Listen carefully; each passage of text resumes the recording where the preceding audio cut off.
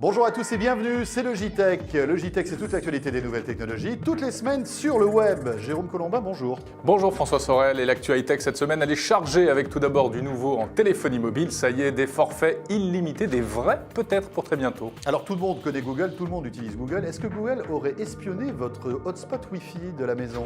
Aïe aïe aïe, une affaire qui fait pas mal de bruit en ce moment.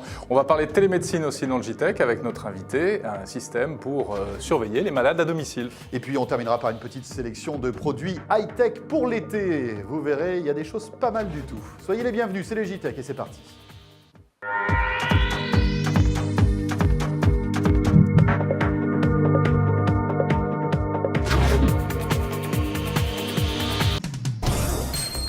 Kaspersky, expert en sécurité informatique. Téléphoner sans compter avec son téléphone mobile, surfer sur Internet, sans faire attention aussi, ça commence à être possible avec cette semaine une annonce signée Bouygues Telecom qui frappe un grand coup, un nouveau forfait entièrement illimité, ils l'ont annoncé à l'occasion d'une conférence de presse. Idéo 2424, c'est son nom. Alors les forfaits Idéo, on les connaît, tu sais, ce sont ces forfaits qui couplent à la fois l'Internet à la maison, les offres triple play, plus une offre mobile d'un opérateur, en l'occurrence donc Bouygues Telecom. Donc du quadruple play. Du quadruple play. Toi qui téléphones plusieurs dizaines d'heures par mois. Ouais, tout en regardant la télé et en surfant sur Internet. Ça peut peut-être t'intéresser. Ouais. Frédéric Russiac, qui est le directeur adjoint dédié au marketing et à la communication de Bouygues Telecom, nous présente donc Idéo. Idéo 2424 s'adresse à qui? Il s'adresse aux clients, ce que l'on appelle les digital natives. Ce sont ces clients qui très vite ont eu un téléphone mobile dans une main et de l'autre une souris pour surfer sur Internet. Alors c'est quoi? C'est bien sûr d'un côté une B-Box pour la maison, Internet, téléphonie, télévision, et pour le mobile, et pour la première fois, le forfait Neo 2424, avec, comme son nom l'indique, les appels illimités vers tous les opérateurs, 24 heures sur 24, 7 jours sur 7, mais aussi les SMS, les MMS, les mails, Internet et les TV 3G+, en illimité sur son mobile. Alors ce forfait Neo 2424 sera proposé dans le cadre d'Idéo 2424 pour l'équivalent de 69,90 €, ajouté à la B-Box qui coûte 29,90 €, ça vous fait un Idéo 2424 pour moins de 100 €, 99,80 €. Alors Jérôme, on retiendra que nous sommes tous des digital natives. Tu es un digital native? Pas du tout, moi bon je ne suis qu'un digital immigrant, parce que je suis né après Internet, mais j'ai ma carte de séjour. D'accord, t'es ringard finalement. Ouais, mais toi aussi je te signale. Ah oui, c'est une donc question non, d'âge. c'est bien finalement. Bon, si on revient au prix de cette offre Idéo 2424, c'est vrai qu'en frontal, ça peut paraître cher, 99,80 €. Mais cela dit, pour ce prix-là, tu as du triple play, qui est à 29,90 € la plupart du temps, plus un abonnement illimité en matière de téléphonie mobile. Et nous sommes quand même assez nombreux à avoir des communications, si tu veux, mobiles mensuelles qui dépassent les 70 €. Donc à ce moment-là, ça peut être intéressant. Eh oui. Christophe Joly, bonjour. Bonjour. Vous connaissez ça sur le bout des doigts, c'est vous qui avez réalisé ce reportage pour le JTech et vous suivez le secteur des télécoms, notamment de la téléphonie mobile. Alors il faut préciser quand même qu'il y a des restrictions, le vrai illimité chez les opérateurs mobiles, on l'attend toujours. Voilà. Toujours des astérix un peu Toujours, partout, il n'existe toujours pas. Là, dans le cas présent, c'est limité à 129 correspondants différents par mois et pas plus de 4 mobiles par mois aussi. Zut, lui qui a 27 mobiles à la maison. Voilà, c'est pour éviter de faire tourner les néos, comme on dit chez Bouygues. Ah ouais, Voilà. d'accord. Oui, parce Éviter qu'il y de en a se qui en passer les font un téléphones. business Voilà, en fait, et et qui qui revendent des revendent minutes, bien sûr. les communications téléphoniques. Ah. Et oui, c'est étonnant. 129 familles, bon, toi ça va, mais moi j'en ai beaucoup J'en ai plus. 3, donc, Quand je vois que sur Facebook, j'en ai beaucoup plus. Je sais pas, ça va être embêtant. Mais Quand 129, c'est quand même pas mal. Hein. Oui, 129 correspondants Ouais. par mois, c'est Différent, quand même énorme. oui, Bon, ça c'est Bouygues, mais alors les autres, qu'est-ce qu'ils préparent? Alors pour l'instant, aucune annonce évidemment. SFR a réaménagé des forfaits illimités il y a quelques temps, qui permet de se rapprocher de cette formule, mais pour l'instant, ce sont Bouygues vraiment seuls, sachant que pour le moment, ils ont lancé l'an dernier Idéo. Vous savez, le quadruple play dont vous parliez tout à l'heure. Ils sont seuls sur ce terrain. Orange devrait arriver à l'automne. Donc Bouygues peut être tranquille quelques temps.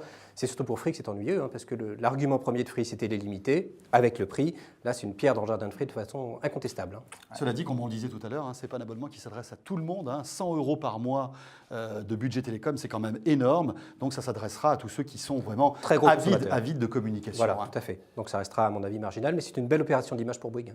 Christophe Joly, merci. Merci à vous. Google a-t-il espionné votre réseau Wi-Fi? C'est la question qui se pose. J'ai peur. Tout le monde connaît Google Street View, le service sur Internet qui permet de voir les façades, les rues, etc. C'est formidable, hein. On peut même zoomer sur les devantures des immeubles, etc. Donc, c'est ce sont impressionnant de détails. Ce sont des photos qui sont faites avec les fameuses Google Cars, des voitures équipées d'un mât, avec un appareil photo. Ouais. On voit tout de suite que c'est des voitures faites par des ingénieurs, hein, ce truc-là. Hein. Une voiture avec un mât, c'est vrai, des un peu de la caméras bidouille. HD, c'est assez étonnant. Il y a même hein. des tricycles, tu as vu? Oui, pour le Mont-Saint-Michel, parce que bien évidemment, une voiture n'arrive pas à passer dans les petites ruelles du Mont-Saint-Michel, et donc Google a bricolé un petit tricycle avec ce système de caméra sur un pied, c'est assez Voilà, étonnant. alors c'est bien mignon tout ça, et c'est très bien, Google Street View c'est pratique, bien que ça pose déjà quelques petits problèmes, on s'inquiète un peu en termes de confidentialité, de vie privée, etc. Oui, parce qu'il y a des personnes qui ont été photographiées hein, avec ce système. Et en plus, on s'aperçoit maintenant que Google a cartographié également les réseaux Wi-Fi. C'est-à-dire que sous couvert de vouloir dresser la liste des réseaux Wi-Fi publics, eh bien, il a également ramassé dans sa corbeille en fait, tous les réseaux Wi-Fi personnels, privés, peut-être le vôtre, tous les réseaux qui n'étaient pas protégés. En Oui, réalité. évidemment, ces données ont été en fait divulguées. Hein. Google n'en parlait pas, hein. Mais là maintenant, ils sont un petit peu au pied du mur. Hein. Et qu'est-ce qu'ils disent en fait concernant ces données? Qu'est-ce qu'ils vont en faire? Est-ce qu'ils vont les utiliser? Alors effectivement, ils ont repéré tous les emplacements, ils ont reconnu les faits, ils s'excusent, ils se répandent en excuses sur le blog de Google, mais la CNIL, qui aimerait bien en savoir un peu plus, a demandé à les fouiller dans les disques durs de Google, 600 gigas de données comme ça qui auraient été collectées, et Google refuse pour l'instant. Oui, parce que c'est vrai qu'en pleine période d'Adopi, si demain Google communique toutes les coordonnées des hotspots Wi-Fi ouverts privés, ça peut être très dangereux parce que bien évidemment, on le sait, hein, si un petit malin s'amuse à télécharger des fichiers illégaux, après c'est le propriétaire du hotspot qui va avoir la visite soit des policiers, soit qu'on lui coupe tout directement sa connexion Wi-Fi en fait. Voilà, et d'une manière générale, tout ça, ça relève vraiment de la vie privée, et c'est encore une fois de supposées atteintes à la vie privée. Voilà, donc affaire à suivre, bras de fer entre la CNIL en France, la CNIL allemande aussi, et puis Google, on va voir ce que ça donnera. En tout cas, ce qui est amusant, c'est que ces Google Cars, il y en a certains que ça rend complètement fou. Regardez cette vidéo. Et donc ce monsieur on a l'impression qu'il a vu un extraterrestre en fait. Hein. Voilà, il est en train de pister, il a repéré, il est dans sa voiture, il a repéré un Google Cars, il le filme et ça le met dans un état pas possible. Ouais. Ça me fait penser un peu à toi, tu sais, quand je te laisse sur le bas-côté de la route et que je prends la voiture et que j'accélère. Et que je me tu mets cours à après, hurler. en fait, c'est ça. N'importe quoi. Voilà pour les Google Cars. On parle de télémédecine maintenant, avec un système qui va arriver bientôt et qui devrait rendre service aux personnes âgées, aux malades chroniques, qui sont chez elles, mais qui veulent rester en contact, évidemment, avec leur médecin. Alors la maladie, c'est toujours un sujet un peu délicat à aborder, hein, Jérôme, mais malgré tout, étant donné que l'espérance de vie ne cesse en fait de s'allonger, hein, de s'agrandir, ça c'est la bonne nouvelle, on risque d'être malade un jour ou l'autre, et l'idéal quand on est malade et quand ce sont des maladies chroniques qui durent sur plusieurs années, l'idéal c'est de rester à la maison et d'être le moins hospitalisé possible. Il se trouve que Intel et Orange sont en train d'expérimenter un système révolutionnaire qui permettrait peut-être à des malades, donc avec des maladies chroniques, de rester plus longtemps à la maison et d'éviter de rester durant de longs séjours en fait à l'hôpital. Voilà, et on en parle avec Isabelle Fleury, bonjour. Bonjour. De Intel France, vous chapeautez ce projet, parmi d'autres d'ailleurs. En quoi est-ce que ça consiste très concrètement ? Alors, il s'agit d'un dispositif médical, c'est-à-dire qu'il y a des normes de sécurité particulières qui est destiné à maintenir, donc, comme vous l'avez dit, les personnes atteintes de maladies chroniques à domicile en restant en lien, soit avec un centre d'appel et qui est muni d'un écran tactile, hein, parce que souvent les personnes âgées ont de l'arthrose, donc il n'était pas question de les avoir avec un clavier. Oui, ils ne sont pas forcément en plus... voilà, et puis en plus, tout à fait, l'habitude de travailler sur un ordinateur, donc ils ont l'habitude par contre de la télévision. Donc avec un écran tactile et des boutons et une vidéocaméra qui leur permet de se mettre en liaison, par exemple, en téléconférence, avec un centre d'appel ou avec une équipe médicale. D'accord, donc concrètement là, c'est une expérimentation avec les insuffisants respiratoires hein, que vous allez Alors mettre en place. Oui, tout à fait, mais ce qui est surtout important, c'est un dispositif médical, donc en fait, il faut que ce soit opéré par des gens qui aient la compétence médicale. Oui. Hein. Donc ce qui est important, c'est le logiciel qui est au cœur de ce dispositif, hein, qui est un suivi de protocoles médicaux, hein, et il est fourni avec un certain nombre de capteurs, hein, par exemple des spiromètres dans le cas de l'insuffisance médicale, hein, pour savoir comment est-ce qu'il respire. Mais concrètement, je vous arrête là. Oui. Une personne qui est donc en insuffisance respiratoire, qui est à la maison, qui sent qu'elle ne va pas bien, prend cet appareil, va souffler dedans. Non, c'est pas tout à fait ça, parce qu'en fait, c'est pas un dispositif. dispositif d'urgence. C'est fait, il est à la maison et on veut vérifier qu'il va bien. Donc, Voilà, que ces tous les jours, constantes vitales sont bonnes, en fait. voilà, c'est ça. c'est tout à fait ça. C'est pour Tous le les suivi, jours, le c'est pour le suivi au suivi. quotidien. C'est pour le suivi sur une série longue, et on va s'apercevoir comme cela que, en fait, sa condition est en train de s'aggraver. Hein. Donc, par exemple, son médecin ou enfin son infirmière va regarder ses paramètres médicaux et selon un protocole qui a été défini par son médecin, va dire là, on est en train de passer du vert au jaune ou au rouge, hein, Donc, il va c'est-à-dire ça va falloir un peu moins surveiller bien. un petit peu plus ce Donc, patient. voilà, si ça va pas bien, je l'appelle en téléconférence, je regarde comment il va. Si ça me paraît vraiment grave, je fais une visite médicale ou je l'hospitalise en urgence. Est-ce que ça pourrait remplacer des consultations régulières chez le médecin? Alors, c'est surtout que ça va permettre de mieux les organiser. Parce que typiquement, ces malades chroniques-là, vous allez les voir, enfin, un médecin va les voir toutes les semaines ou tous les mois. Mais en fait, peut-être qu'il ne vient pas au bon moment. Hein. Ce que ça va permettre au médecin, c'est de pouvoir organiser son temps de visite en fonction de ce qui est important ou urgent. Hein. Et éventuellement, alors ça c'est un premier effet positif. L'autre effet, c'est que ça participe à l'appropriation de sa pathologie par le malade.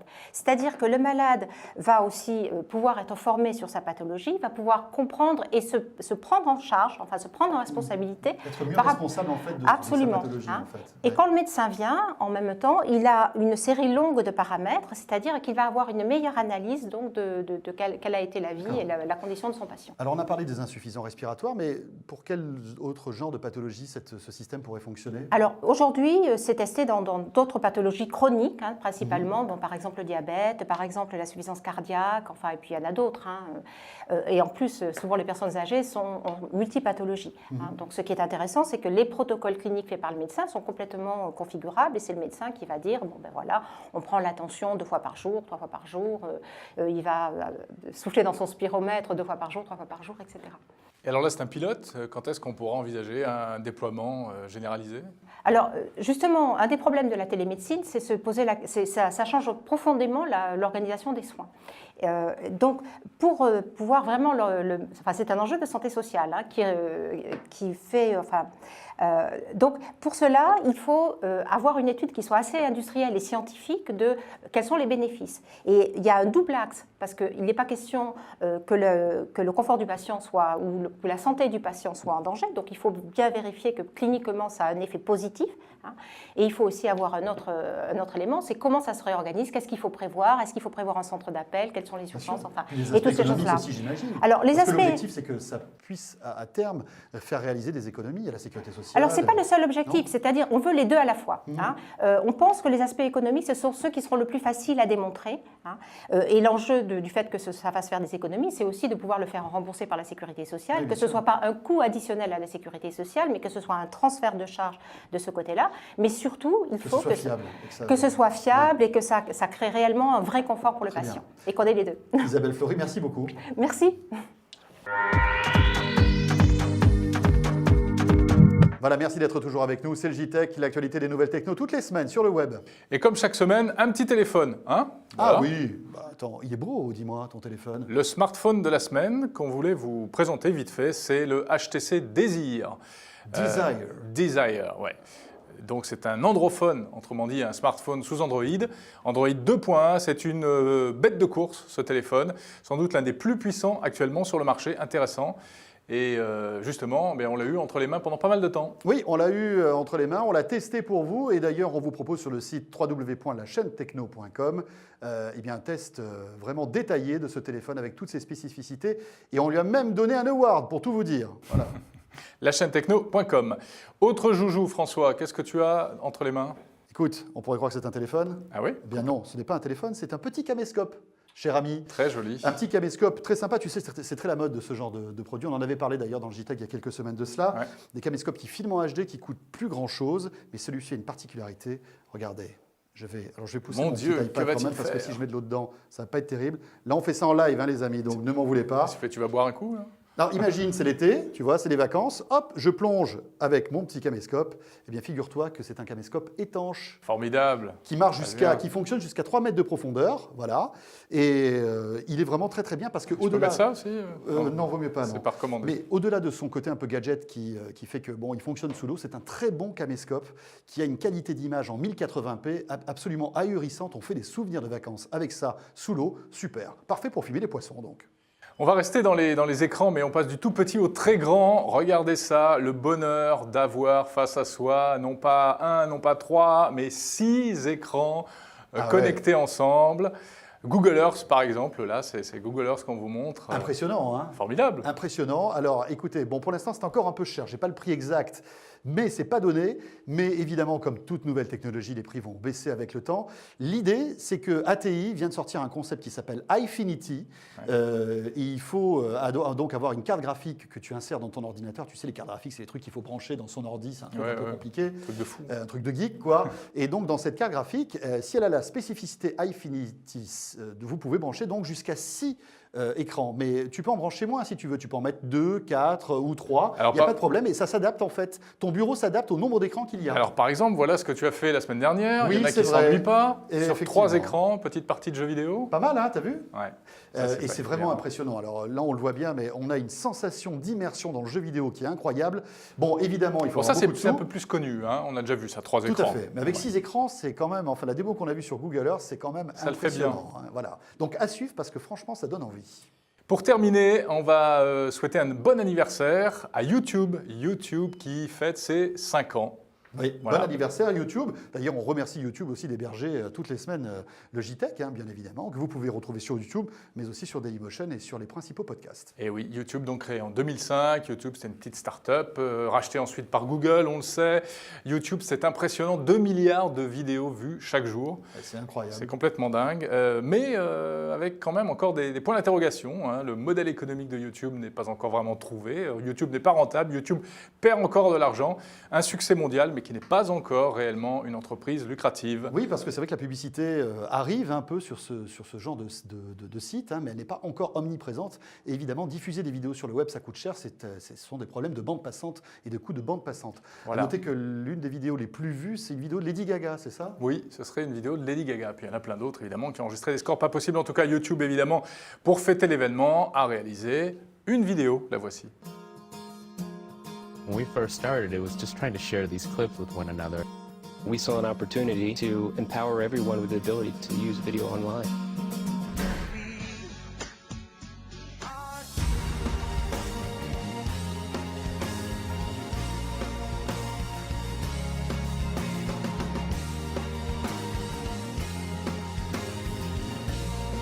Hi YouTube, we just want to say thank you. Today we have some exciting news for you.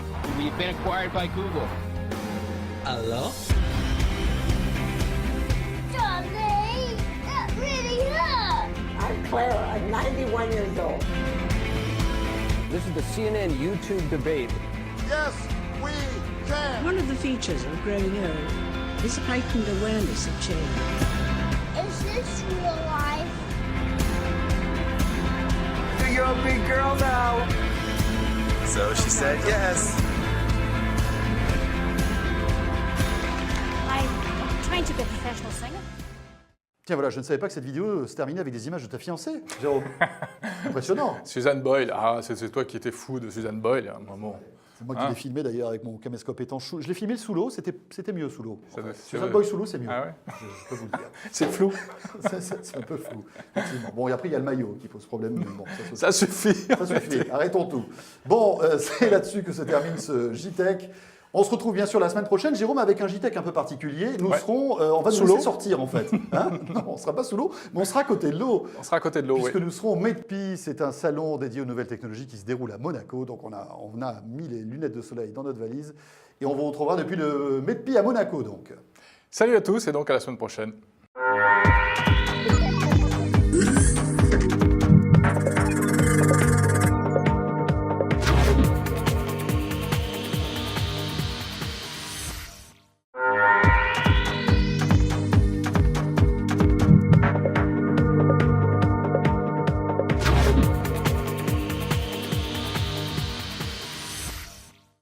Chers amis, bienvenue dans la 4e dimension. Un journaliste va encore une fois cette semaine vous faire un tour de magie débile.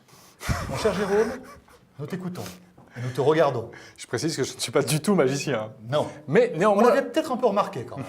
néanmoins je m'entraîne. Alors, j'ai pensé à toi qui Oui. est souvent fauché. C'est vrai. Et tu te promènes souvent tout nu, t'as pas d'affaires. Oui. Donc, Regardez, je suis tout nu là. donc voilà quelque chose qui peut peut-être t'intéresser. Regarde, par exemple, là, moi j'ai les mains vides, ok? Oui, Tac, c'est tac, vrai, tac, c'est tac, vrai. voilà. Ouais, ouais. Et là, Donc tu fais comme ça, oui. imagine que tu es dans la rue, t'as soudain envie de t'acheter un sandwich, tu n'as pas d'argent. Eh bien, Donc là, tu fais ça. Et voilà. Je t'ai fait apparaître une pièce. C'est pas mal, non? Une pièce de 2 centimes, mais qu'est-ce que tu crois que je vais pouvoir acheter? Un grain de riz?